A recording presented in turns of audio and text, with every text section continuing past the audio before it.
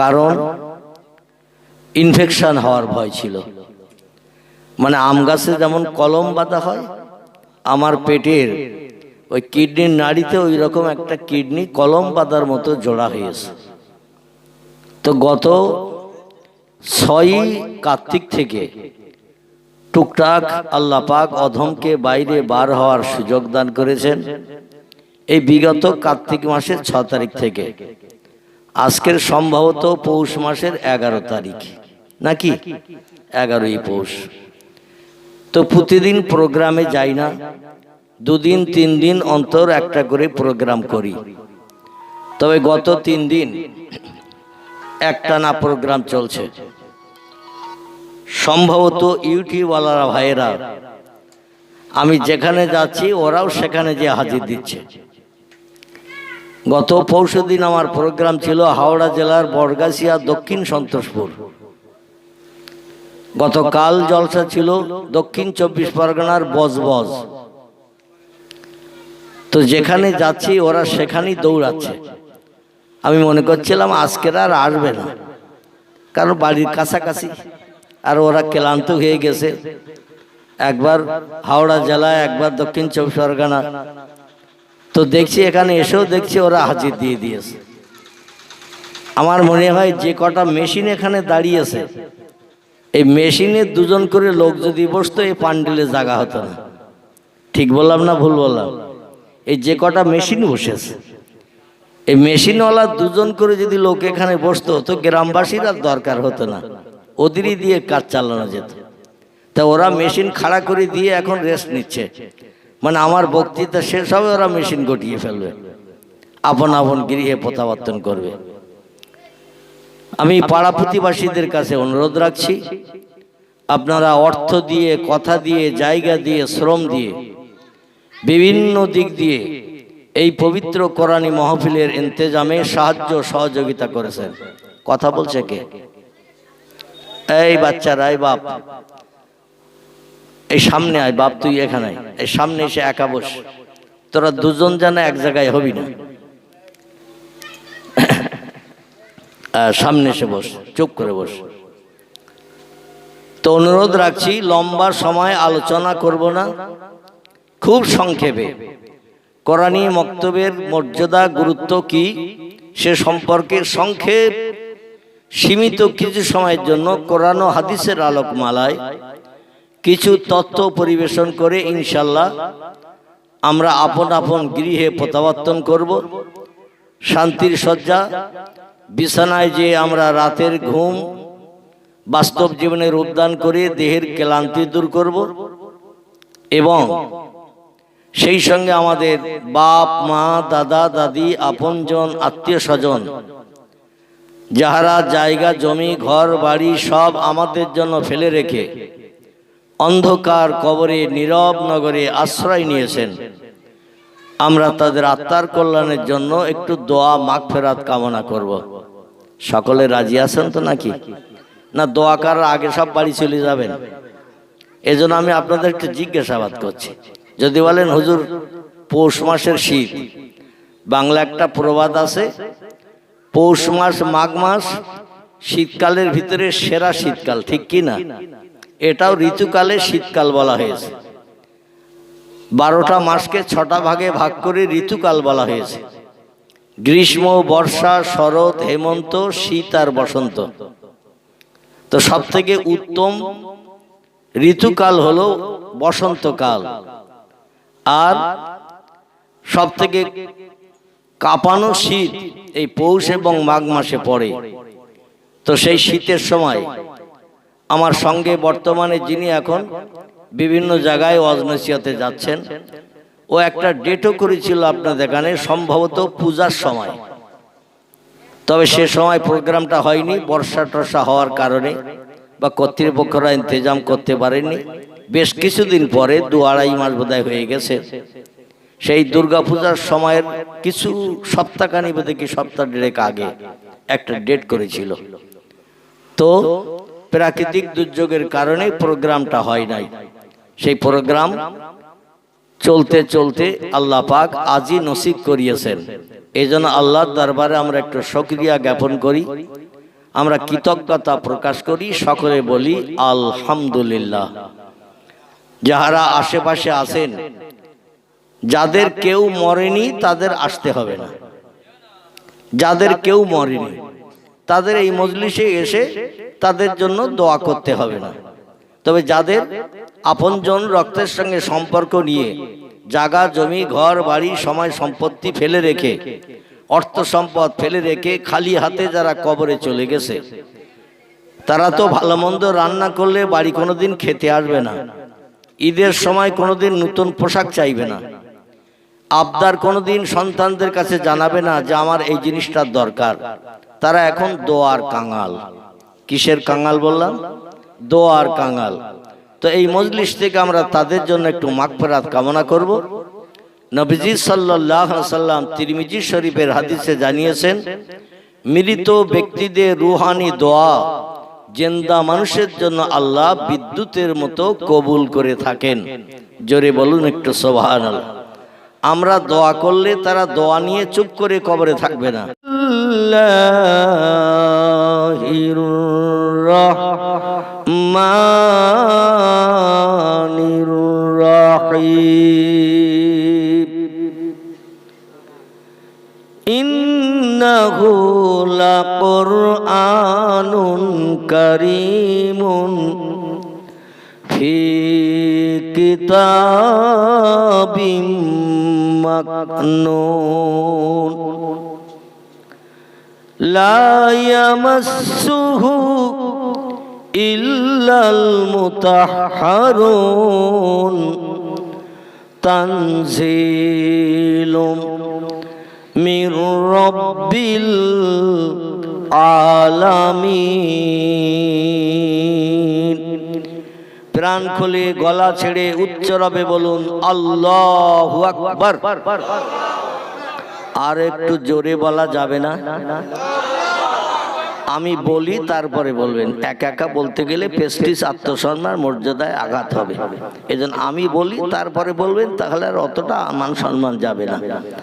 আল্লাহর নামের আওয়াজ তুলতে কার কার আপত্তি আছে একটু হাত তুলে আগে দেখান, যে আল্লাহু আকবার বলতে আপত্তি আছে কার কার। ও বাচ্চারা হাত তুলতে বললে তুলবে, ওদের তো এখনো মগজ ততটা সাফ হয়নি। কিন্তু আমি চাইছি আপনারা যারা শিক্ষিত মানুষ, বয়স্ক মানুষ, জ্ঞানগম্য আল্লাহ কম বেশি দিয়েছেন, আমি তাদের একটু হাত দেখতে চাইছি। তবে আলহামদুলিল্লাহ অনেক জায়গায় 2-5 জন কিন্তু বক্তা হাত তুলতে বললেই তোলে। কারণ বক্তা কি জন্য তুলতে বলেছে অতটার যাচাই করে না, হাত তুলতে বলেছে যখন তোলে। এই জন্য আপনারা সচেতন। কারণ কি কারণে হুজুর হাত তুলতে বলছে এটা না শুনে হাত তোলাটা উচিত হবে না, ঠিক কি না? এই জন্য আমি বললাম যে আল্লাহর নামের আওয়াজ তুলতে আপত্তি আছে কার কার। তো দেখলাম আপনাদের কারো আপত্তি নাই। আচ্ছা, আপত্তি যখন নাই তাহলে গলাটা একটু ছেড়ে উচ্চরাবে আওয়াজ দিতে কি কোনো অসুবিধা আছে? আচ্ছা, আল্লাহু আকবার বললে কালকে বসিরহাট মার্কেটে বাজার করতে গেলে কেউ মারধর করবে? কেউ কি বলবে তোর কাছে মাল বেচবো না, আল্লাহু আকবার জোরে বললি কেন? এ বলবে নাকি?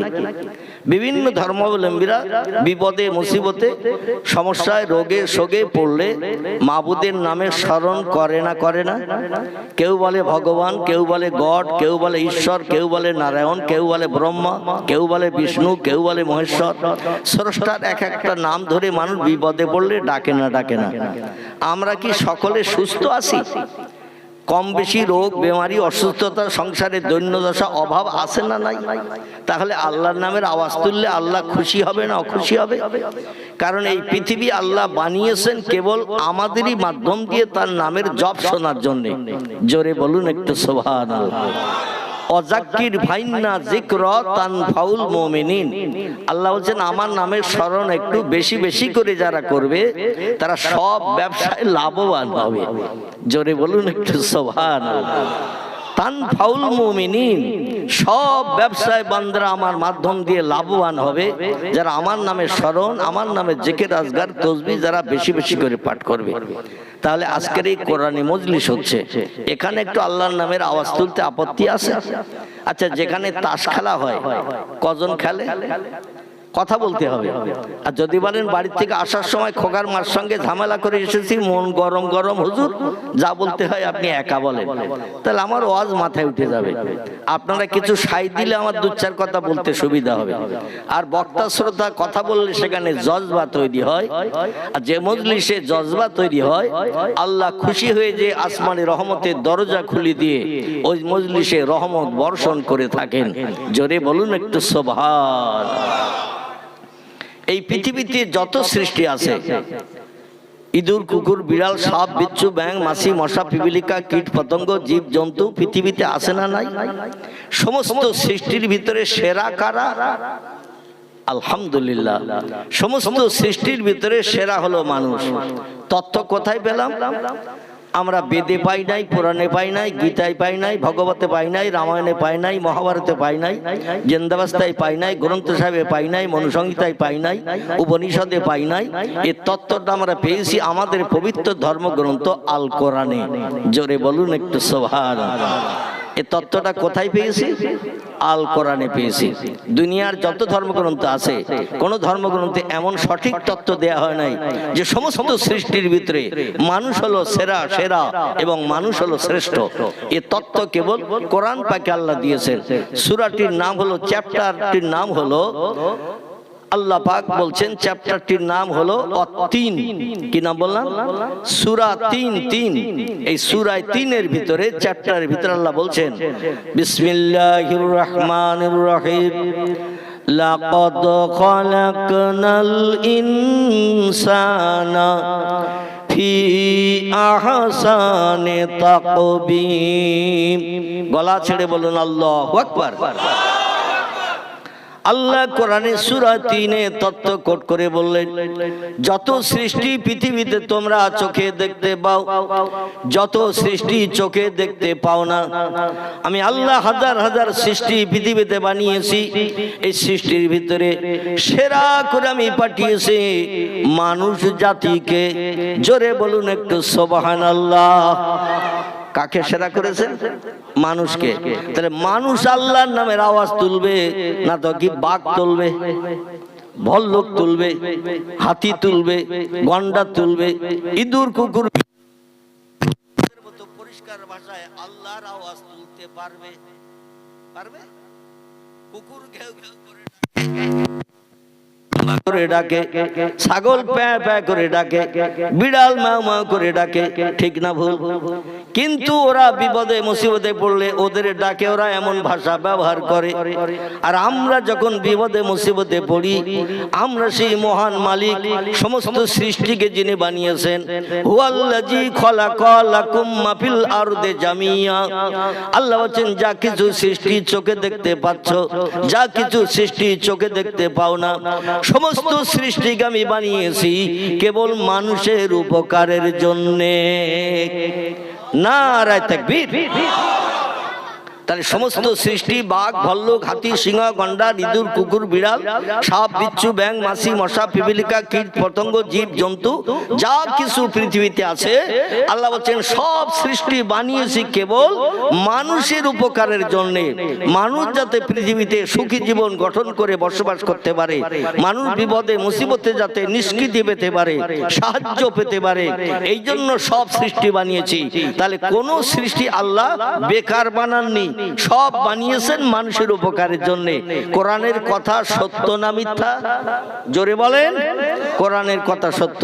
শরীয়তের ফতোয়ার কিতাব, কারবা নাম হেদায়া, কারবা নাম ফতোয়ায়ে দুররে মুহতার, কারবা নাম ফতোয়ায়ে মুহিত, কারবা নাম ফতোয়ায়ে কাজী খান, কারবা নাম ফতোয়ায়ে আলমগীর, এভাবে যত ফতোয়ার কিতাব আছে অধিকাংশ ফতোয়ার কিতাবে লেখকেরা লিপিবদ্ধ করেছেন কোরআনের একটা কথার উপরে যদি কোনো মুসলমান শক-শবা সন্দেহ করে, মিথ্যা বা ভুল ধারণা করে, ওই লোকটি সঙ্গে সঙ্গে কাফের হিসাবে বিবেচিত হবে। কি হবে? কাফের হিসাবে বিবেচিত হবে। আপনাদের কাছে জিজ্ঞাসাবাদ করি, কাফেরের ঠিকানা কোথায় হবে? জোরে বলে। আচ্ছা, জোরে বললে কি এখনই জাহান্নামে যেতে হবে নাকি? কি যেতে হবে? এখনো তো মরণ হয়নি। মরণ হবে, আত্মীয় স্বজন খবর পাবে, তারা আসবে, জানাজা নামাজ পাঠ করবে, তারপর দোয়ার মজলিস হবে, তারপরে কবরে দাফন হবে, কবরে যাওয়ার পরে অ্যাকশন শুরু হবে। এ ঠিক না ভুল? কোরআন হাদিসের কথা মোতাবেক কবরে না যাওয়া পর্যন্ত অ্যাকশন হবে না। অতএব এখনো মরণ হয়নি, তাহলে অ্যাকশন শুরু হওয়ার দেরি আছে না নাই? তাহলে একটু আওয়াজ জোরে দিতে অসুবিধা হচ্ছে কেন? আমার ভাইরা, আমি আপনাদের কাছে বলতে চাইছি, কোরআনের কোন একটা কথা সমস্ত ফতোয়াবিদেরা, তথ্যবিদেরা তথ্য লিপিবদ্ধ করেছেন। কোরআনের কোন একটা আয়াত, কোন একটা সেন্টেন্স, কোন একটা বাক্য কোন মুসলমান যদি বলে, বাদ দাও তো ১৫০০ বছর আগের কথা, বর্তমান মডার্ন যুগে, বিজ্ঞানের যুগে ওটা মেনে চলা সম্ভব হবে না। আল্লাহ কোরআনে ভুলভাল বলেছে। আল্লাহ কোরআনে নাউজুবিল্লাহ অকথ্য তথ্য দিয়েছে, যার কোনো মাথা মুন্ডু নাই। নাউজুবিল্লাহ বলেন। এই রকম চিন্তা ভাবনা করে যদি কেউ বলে বর্তমান একবিংশ শতাব্দীর যুগে, বিজ্ঞানের যুগে পুরানো ১৫০০ বছর আগের কোরআন এখন আর চলবে না, অতএব কোরআনে আল্লাহ ভুলভাল তথ্য দিয়েছে, এখন আর মেনে চলা যাবে না, এরকম ধারণা যদি কেউ করে, ফতোয়াবিদেরা তথ্য দিয়েছেন, ওই লোকটি আর মুসলমান হিসাবে সাব্যস্ত থাকবে না, লোকটি কাফের হিসাবে বিবেচিত হবে। কি হবে? জোরে বলে। কাফের হবে। কাফের ঠিকানা কোথায় হবে? জোরে বলেন। আল্লাহ পাক কোরআনে সূরা বাকারায় তথ্য পরিবেশন করছেন, ইন্নাল্লাযীনা কাফারু ওয়া কাযযাবু বিআয়াতিনা উলাইকা আসহাবুন নারি হুম ফিহা খালিদুন। জোরে বলুন একটা আল্লাহু আকবার। কোরআনে সূরা বাকারা আল্লাহ ১৫০০ বছর আগে তথ্য কোট করলেন, ইন্নাল্লাযীনা, নিশ্চয়ই পৃথিবীতে যাহারা আমি স্রষ্টা আমারে মান্যতা দিল না, তামাম সৃষ্টির স্রষ্টা হিসেবে যারা বিশ্বাস করলো না, অকাজ্জাবু বিআয়াতিনা, আমার কোরআনের কথাকে যারা সন্দেহ করলো, মিথ্যা ভুল ধারণা করলো, শকসভা সন্দেহ প্রকাশ করলো, ১৫০০ বছর পরে বর্তমান বিজ্ঞানের যুগে কোরআনের কথা আর চলবে না, এমন ধারণাটা যারা করলো, আল্লাহ তাদের সম্পর্কে বলছেন, উলাইকা আসহাবুন নার, তারাই হবে আমার জাহান্নামের খোরাক। কোথাকার খোরাক হবে? তারা হবে আমার জাহান্নামের অধিবাসী।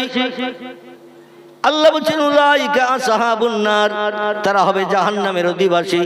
অহুম ফিহা খালিদুন, আর যুগ যুগ ধরে, হাজার হাজার বছর ধরে, লক্ষ লক্ষ বছর ধরে, কোটি কোটি বছর ধরে জাহান্নামের আগুনে তাদের দগ্ধ করা হবে আমার কোরআনকে অবিশ্বাস করার কারণে। পয়গম্বর মুহাম্মদ রাসূলুল্লাহ জবানি মোবারক, আরবিতে যাকে হাদিস শরীফ বলা হয়, বাংলায় যারে বলা হয় নবীজির বাণী, নবীজির কথামালা, ইংরেজিতে তারে বলা হয় দা সেইন্স অফ মুহাম্মদ সাল্লাল্লাহু আলাইহি ওয়াসাল্লাম। এটাকে আমরা আরবি ভাষায় হাদিস শরীফ বলি, বাংলা ভাষায় বলি নবীজির বাণী, নবীজির কথামালা। এইটার উপরে যারা অবিশ্বাস করবে, যারা বলবে মুহাম্মদ স্কুলে যায়নি, কলেজ চোখে দেখেনি, বিশ্ববিদ্যালয় চৌকাট পার হতে পারেনি, খাতা কলম দিলে মুহাম্মদ লিখতে পারতো না, বই দিলে মুহাম্মদ পড়তে পারতো না, মুহাম্মদ কোনো সাহিত্য রচনা করেনি, মুহাম্মদ কোনো কবিতা লেখেনি, মুহাম্মদ ছিল ১৫০০ বছর আগের মূর্খ লোক। বর্তমান মডার্ন শিক্ষার যুগে আমরা এমএ পাস করেছি, এমএসসি পাস করেছি, এমকম পাস করেছি, বিএড করেছি, ল পাস করেছি, ব্যারিস্টার হয়েছে, উকিল হয়েছে, জজ হয়েছে, ডাক্তার হয়েছে, বিভিন্ন ডিগ্রি অর্জন করেছে। খাতার সাদা পৃষ্ঠার ডিগ্রি লিখতে যে ৪-৫ লাইন লিখতে হয় অনেকের ডিগ্রি। ঠিক বললাম না ভুল বললাম? অনেকের ডিগ্রি লিখতে লিখতে ৪-৫ লাইন লেগে যায়। যেমন আমাদের বাড়ির পাশের একজন মানুষ ছিল, নাম ছিল তার ডক্টর শহীদুল্লাহ সাহেব। কি নাম বললাম? নাম ছিল তার ডক্টর শহীদুল্লাহ সাহেব। খুব বেশি দূরে তার বাড়ি নয়, হাড়োয়া থানার পার্শ্ববর্তী গ্রামটির নাম হলো পিয়ারা গ্রাম। কি বললাম? পিয়ারা না, পিয়ারা তো নদীর ওপারে। এই গ্রামটির নাম হলো পিয়ারা। কি নাম? এ ফল খাই না পেয়ারা? এই পিয়ারা গ্রাম, এই গ্রামের কীর্তি সন্তান নাম ছিল তার ডক্টর শহীদুল্লাহ সাহেব। তিনি কম বেশি 18টি ভাষায় MA পাস করে আমাদের ভারতবর্ষের জমিনে বিশ্ব রেকর্ড করেছিলেন। জোরে বলুন একটু সুবহানাল্লাহ। এই জন্য আমাদের বসিরহাট ইছামতি নদীর উপরে যখন ভ্যাসেল শুরু হলো, বসিরহাট পৌরসভা থেকে কোনো ব্যক্তির নাম তার খোদাই করে লেখা হয়নি, তার নাম লেখা হয়নি ভ্যাসেলের গায়ে। উচ্চ শিক্ষিত হবে বসিরহাট সাব ডিভিশনের ভিতরে যে লোকটি সম্মান মর্যাদা পেয়েছিলেন, তার নামটাই লেখা হয়েছিল ডক্টর শহীদুল্লাহ সাহেব। দেখেছেন, এই ডক্টর শহীদুল্লাহ সাহেবের নাম লেখা হয়েছিল। তিনি 18টা ভাষায় MA পাস করেছিলেন, বাংলা, ইংরাজি, উর্দু, ফার্সি, হিন্দি, পলি, গুজরাটি, মারাঠি, এইভাবে যত ভাষা আছে 18টা ভাষায় MA পাস করেছিলেন। এই ডিগ্রিগুলো লিখতে গেলে 2-4 লাইন লাগবে না, লাগবে না? বর্তমান মডার্ন যুগের কিছু শিক্ষিত মানুষেরা বলে মোহাম্মদ স্কুলে যায়নি, কলেজের চৌকাঠ পার হয়নি, বিশ্ববিদ্যালয়ের দরজা দেখেনি, খাতা কলম দিলে লিখতে পারতো না, বই দিলে পড়তে পারতো না। মোহাম্মদ কোনো কবিতা রচনা করেনি, মোহাম্মদ কোনো সাহিত্য রচনা করেনি। মোহাম্মদ ছিল একটা মূর্খ মানুষ। জোরে বলুন একটু নাউজুবিল্লাহ। আমি আপনাদের কাছে জিজ্ঞাসাবাদ করব, স্কুলে পড়লেই কি জ্ঞান হয় আর স্কুলে না পড়লে কি জ্ঞান হয় না? এই কথাটা কি বাস্তব? কথা বলে স্কুলে পড়লেই জ্ঞান হয়, প্রাইমারিতে, হাই স্কুলে, কলেজে, বিশ্ববিদ্যালয়ে পড়লেই জ্ঞান হয়, আর স্কুলে না পড়লে জ্ঞান হয় না। এই কথাটা কি বাস্তব? যদি বলেন হুজুর বাস্তব, শিক্ষা অর্জন না করলে, ডিগ্রি অর্জন না করলে তার জ্ঞানী বলে না, তার ব্রেন মগজে মেমোরিতে জ্ঞান অর্জন হয় না, তাহলে আমি দুটি তত্ত্ব আপনাদের কাছে দিয়ে আমার মূল বক্তৃতার দিকে নিয়ে যাব। কারণ লম্বা আলোচনা করব না, সংক্ষেপ কর্তৃপক্ষদের মনোবাঞ্ছা পূর্ণ উপার্জনের জন্য, কর্তৃপক্ষদের মনোবাঞ্ছা উদ্দেশ্য পরিপূর্ণের জন্য আমি সংক্ষেপ আমার মূল বক্তৃতার দিকে আপনাদের নিয়ে যাব। তবে একটু ট্রাক্টর দিয়ে চাষ দিয়ে নিয়ে নিচ্ছি, যাতে ঘাস বাগানে দানা ছড়ালে চারা হবে। কথা বলে, জঙ্গলে যদি দানা ছড়ানো হয় ও দানায় চারা হবে, আর ট্রাক্টর দিয়ে যদি জমিটা চষে নিয়ে পরিষ্কার করা হয়, সেখানে দানা ছড়ালে কোনো দানা মিট যাবে? এই জন্য আমি একটু ঘাস বাগান পরিষ্কার করতে চাইছি। আপনাদের কোনো আপত্তি নেই তো? একটু ট্রাক্টর দিয়ে নেই 2-10 মিনিট, জমিটা একটু পরিষ্কার করে নিয়ে দানা ছড়াবো ইনশাল্লাহ। আর এই দানা থেকে চারা বেরিয়ে গেলে নিশ্চুপতা অবলম্বন করে, এই দানা থেকে চারা বেরিয়ে গেলে তেল, পাউডার, সেচন যা দিতে হবে আপনাদের দিতে হবে। আমি কিন্তু চলে যাব দানা ছড়িয়ে। আর চারা হয়ে গেলে তেল, পাউডার, সার যা কিছু দেওয়ার গাছ বড় করার জন্য ওটা আপনাদের করতে হবে। একদিন গাছ যখন পূর্ণবয়স্ক হয়ে যাবে, ফল দেবে না, দেবে না? ওই ফল আপনারা কর্তন করে বাড়িতে বসে বসে বিবি বাচ্চা নিয়ে আপনারা উপভোগ করতে পারবেন। সকলে বলুন আমিন। আমার কাজ হলো একটু দানা ছড়িয়ে যাওয়া, চারা হলে চারাগুলো ট্রিটমেন্ট আপনাদের করতে হবে। এই জন্য একটু ঘাস বাগান পরিষ্কার চিন্তা ভাবনা নিয়েছি 2-5 মিনিটের জন্য। আপনাদের কোনো অসুবিধা হচ্ছে না তো? আলহামদুলিল্লাহ।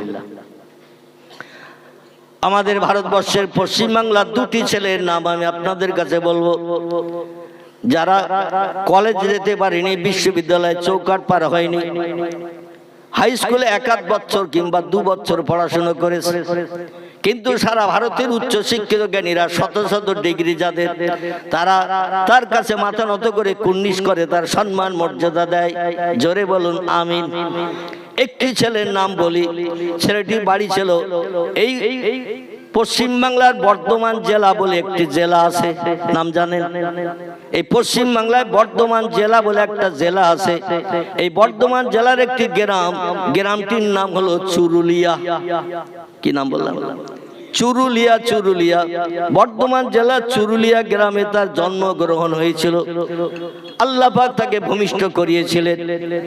এই ছেলেটির নাম হলো কবি কাজী নজরুল ইসলাম। কি নাম বললাম? কবি কাজী নজরুল ইসলাম তার শিক্ষার যোগ্যতা হলো ক্লাস 7 পর্যন্ত পড়েছিলেন তিনি। ক্লাস 8 উঠে আর পড়াশোনা করেননি, তার ডিগ্রি ছিল ক্লাস 7। কত বললাম? কারণ তিনি বাপ হারা এতিম ছিলেন, মা পরের বাড়িতে ঝিয়ের কাজ করে সংসার নির্বাহ করতেন। আমাদের দেশে অনেক ধনী লোকের বাড়ি, অনেক গরিব বাড়ির মেয়েরা কাজকর্ম করে না, ঝিয়ের কাজ করে, রাঁধুনির কাজ করে, জামা কাপড় পরিষ্কার করে দেয়, রান্না বান্না করে। এর প্রতিদান কিছু অর্থও পায়, আবার তাদের বাড়ি থেকে কিছু খাবারও পায়, ঠিক কিনা? এইগুলো নিয়ে বাড়ি আসতেন নজরুল ইসলামের মা আর বেটা এবং মা, দুইজন স্বামীহারা বিধবা পিতাহারা সন্তান। তাই খেয়ে তারা সংসার জীবনে হায়াতে বেঁচেছিলেন। মা বেশি পয়সা করি ছেলের পিছনে খরচ করতে পারেনি। এখন তো সরকার সুবিধা করে দিয়েছে, বই থেকে শুরু করে, আবার দুপুরবেলা টিফিন থেকে শুরু করে, জামা কাপড় থেকে শুরু করে সরকার এখন দিচ্ছে না কথা বলেন। সরকার এখন দিচ্ছে, কিন্তু আগে কি দিত? আগে দিত না। আমাদের ছোটবেলার কথা বলছি, বই কিনতে হতো, আবার মাসে মাসে অনেক জায়গায় মাইনেও দিতে হতো। দুপুরের খাবার টিফিনের সময় 12:30 একটা স্কুলে টিফিন হলে বাড়ি যেয়ে খেয়ে আসতে হতো, 4টা পর্যন্ত স্কুল। এখন দেখবেন হঠাৎ কোনো ছেলে যদি স্কুলে যেতে কুনকুন করে, মা যে বলে আজকে স্কুলে যা, ছেলে বলছে আজ আর স্কুলে যাব না মা। বলে কেন স্কুলে যাবি না? বলে আজকের আর ভালো লাগছে না। মা বলে আজকের কি বার? বলে আজকের হলো বৃহস্পতিবার। বলে স্কুলে বই নিয়ে যাস না, যাস কেটলিটা নিয়ে যা। বলে না কেন? আজকে বৃহস্পতিবার, সরকার নিষেধ আছে জীব হত্যা করা। অত ডিম সয়াবিন দিয়ে রান্না করে একটা তরকারি দেবে, আর ভাতও দেবে, সেই সঙ্গে আলু ডালও দিতে পারে। যদি আমরা না খাই তো বাড়ির গরুর মেসলায় দেবো, হাঁস মুরগিরও দেওয়া যাবে। একটা ডিমের দাম এখন সিদ্ধ করে রান্না করা ডিমের দাম 10 টাকা। কেন টাকা ল্যাপস করবি? অন্তত স্কুলে বই নিয়ে যাস না, যাস কেটলি নিয়ে যা। বলে না কারণ আমরা লাভে লোহা বইতে চাই, বিনা লাভে তুলো বইতে চাই না।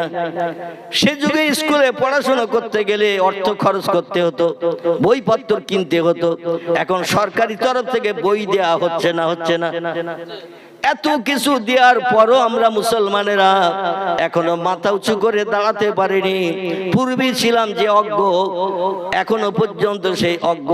আল্লাহ আমাদের ব্রেন মগজ সাফ করে দিক, সকলে বলুন আমিন। ক্লাস 7 পর্যন্ত পড়াশোনা করার পরে নজরুল ইসলামের আর পড়াশোনা নসিবে জোটেনি, কারণ বাপারা এতিম, মা বিধবা, স্বামীহারা, জায়গা জমি তেমন কিছু ছিল না, অর্থ সম্পদ ছিল না। পরের বাড়ি ঝিয়ের কাজ করে খেত বলে যা কিছু খাবার পেত বাড়ি এনে মা বেটা দুজন ভাগ করে খেত। এই জন্য বই কেনার সুযোগ হয়নি, পোশাক কিনে দেওয়ার সুযোগ হয়নি, মাইনে দেওয়ার সুযোগ হয়নি, পড়াশোনা করতে পারিনি।